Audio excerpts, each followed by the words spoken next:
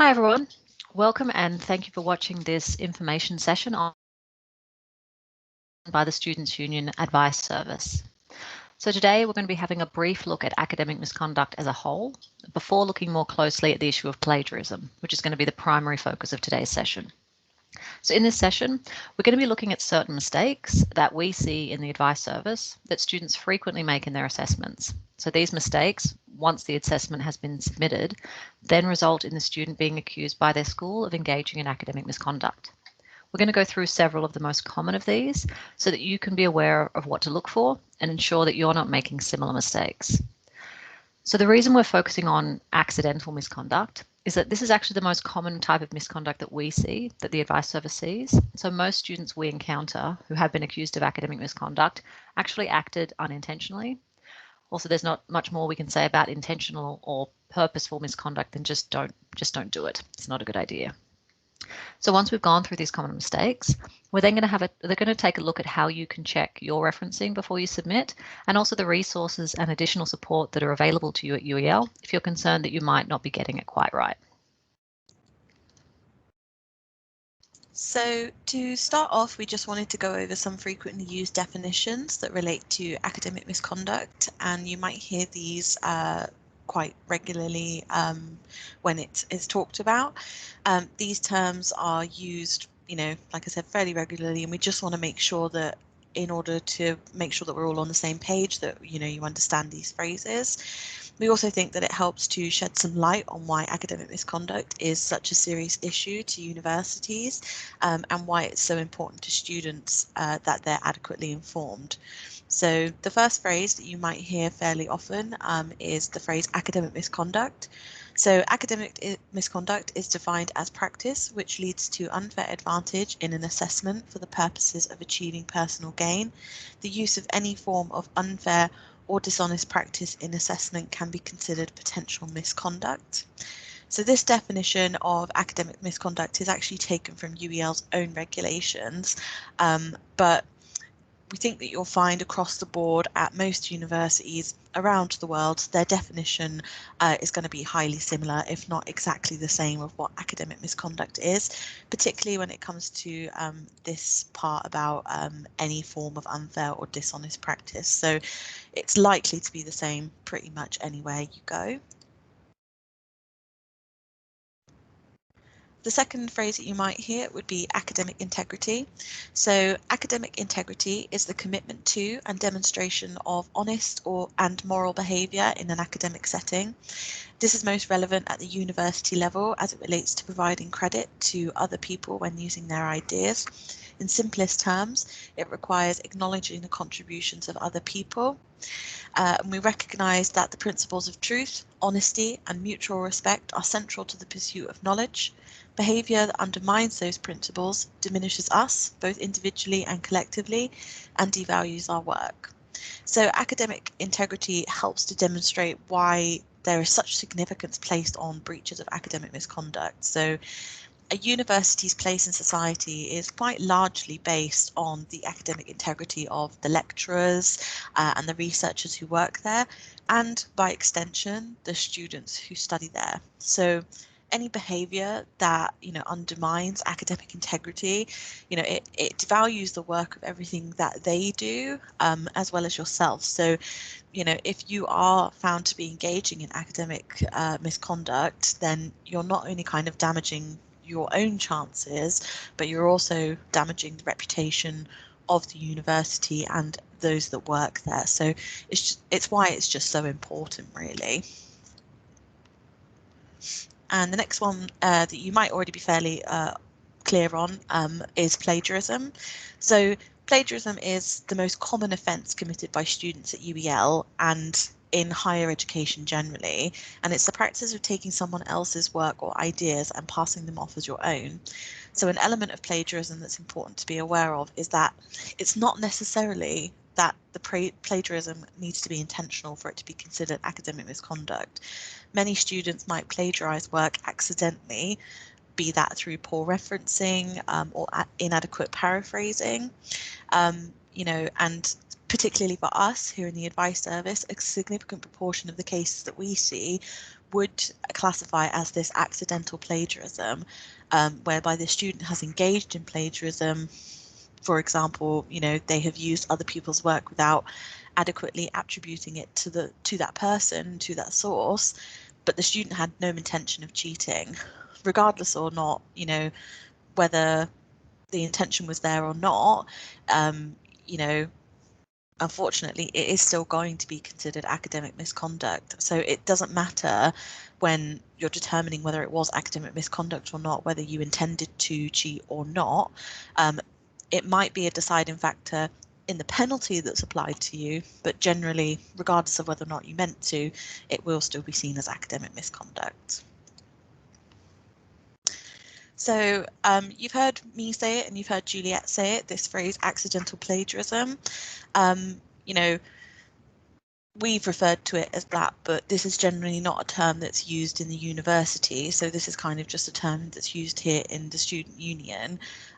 So it's just important to know that if you're deemed to have committed plagiarism, even if you did it by accident, when you're notified by the university, they're just going to refer to it as academic misconduct. They're not going to use this phrase accidental plagiarism. So it's just something to be aware of. We're also just going to take you through a couple of examples of the most common types of plagiarism that we see and the accidents that happen that can cause it. So there are three quite common ones that we see. So the first one will be copying and pasting full sections of text without quoting.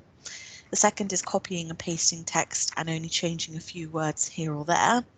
And then the third type is copying and pasting text that includes a reference, but then not referencing the source that you took it from. So when you are notified of having engaged with academic misconduct, the misconduct team will send you through a report, and you'll see that it will have highlighted sections like the example that's being shown to you on screen. These highlighted sections are just pinpointing to you where the errors are. So if we take a look at this first example, here the student has taken a text from a source and has made an attempt to alter it. However, as you can see, it's not enough.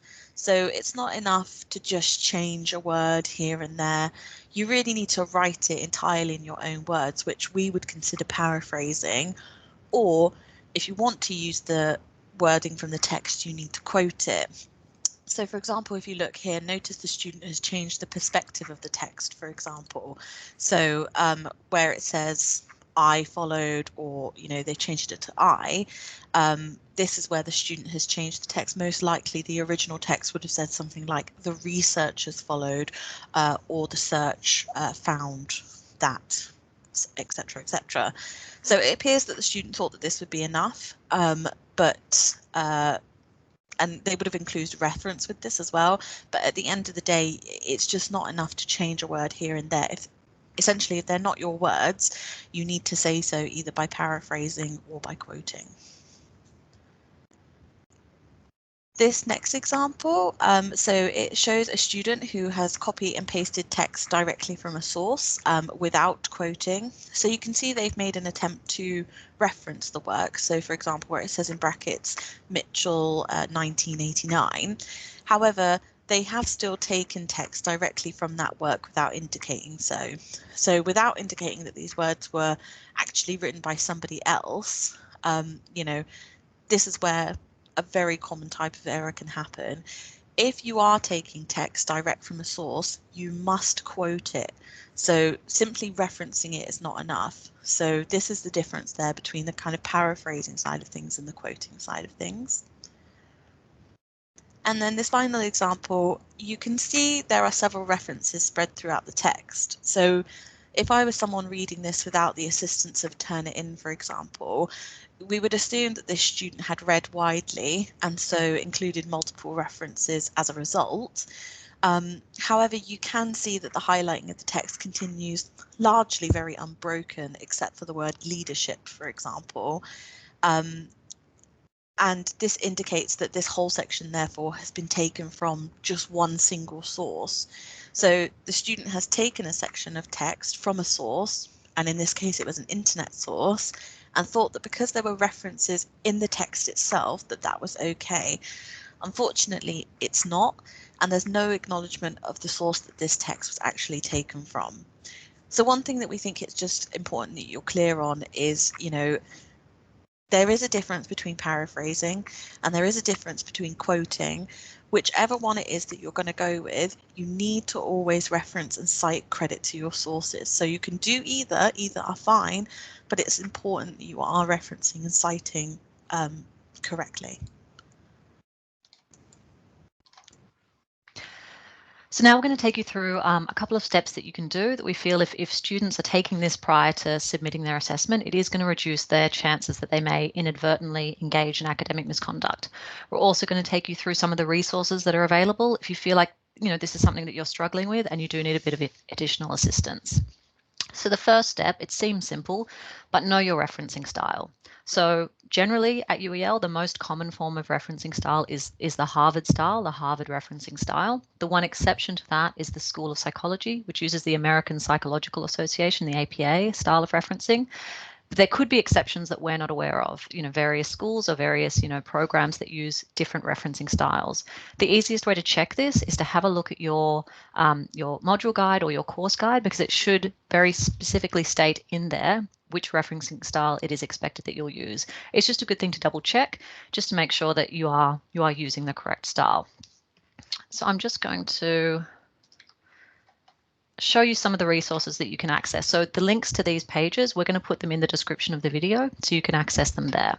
So first up, we have the referencing page of UEL's library website. If you scroll down here, you can see that they have information about academic integrity and plagiarism. And scrolling further down, they have information on referencing itself. So how to reference, and then specific information about both the Harvard reference and the APA referencing style. In these sections as well, they have links to guides, so you can have a look and get a bit more information if you feel that you need that. The second resource, which actually this Harvard referencing section links to as well, is Cite Them Right. So this is an external resource available to university students that just has a lot of information about all areas of academic misconduct and things that students will need to know in order to make sure they're doing everything correctly.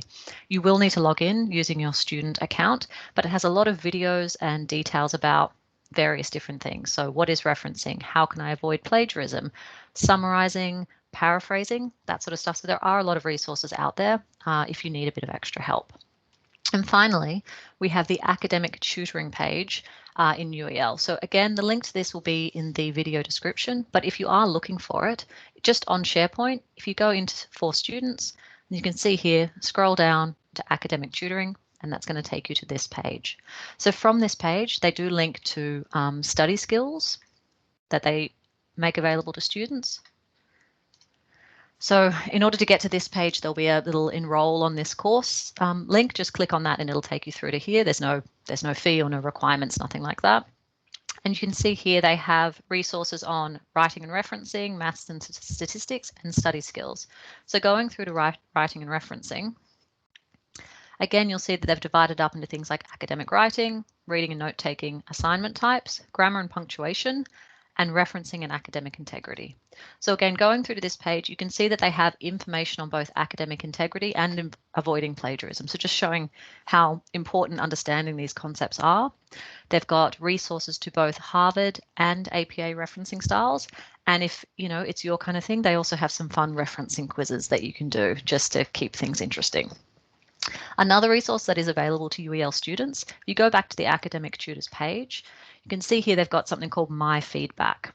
So this is a service that's offered where a student can upload a draft of their work and have it checked by the academic tutors at UEL. So they're not, your academic advisors, they are generalized tutors who work at UEL, and they can give you a bit of feedback on your work. So if you scroll down to the bottom of this page, you can see that there is a Turnitin link and you can submit your paper there. It takes, I think, 3 working days to get your feedback back, but you will get a report, I think similar to a Turnitin report, and they will give you a bit of guidance about where you might need to make some adjustments. Just to be clear though, the feedback they'll be giving you will be around referencing and quoting and, maybe grammar and sentence structure, stuff like that. They're not going to be providing you feedback on the content of your work. Yeah, so if you get a report back and they say everything's fine, it doesn't necessarily mean that you don't need to keep working on your assignment. They're not going to be looking at whether you've answered the question appropriately or, whether your analysis is strong. It is going to be on those kind of areas of, are you referencing? Have you quoted appropriately? Are you paraphrasing correctly? That sort of stuff. Yeah, so just back to here. So the third thing that you can do is check your work if needed. So like I said, there is my feedback, which is an option where you can get some sort of outside help, but it is also possible for you to check your work yourself. So in the Turnitin link for your assignment, you can actually upload your work ahead of the assessment deadline and gain sort of a Turnitin report on it ahead of time. So like the examples that Katie was going through, there'll be text highlighted in your work where Turnitin has matched those words to another source. So you can kind of see where it is maybe you haven't paraphrased enough or you've missed putting in a quote, things like that. So you can do a bit of a check on that. The first time you do this, you should get the report and your similarity index back quite quickly, almost instantaneously. But if you then want to check it again, and you can do this multiple times, so you download it, check it, fix it up, and you want to check it again, that's fine. But the second and subsequent times will take longer to get the report back and get your similarity percentage. So sometimes like 24 hours to get the report back. So this isn't something you can do last minute. You do need to try and get your draft done as early as possible so you have a bit of time to have these checks. Also, try not to get too hung up on your similarity percentage. I think a lot of students think that there's a safe number, and if they can get underneath that, then everything's fine. And that's not actually correct. You can have quite a high number, quite a high percentage, and still be fine in terms of academic misconduct. You might get marked down slightly because you relied too much on other people's words. But you could similarly have, a 5 to 10% similarity percentage. But if that 5 or 10% is just chunks of text taken from another piece of work without attributing it, then that's going to be enough to have for the academics to find that you've engaged in academic misconduct. So don't focus too much on the percentage. Have a look at the report itself and the bits that are highlighted, and just check that everything's been done appropriately. Well, that's it for our webinar. Thank you very much for watching, and good luck with your assessments.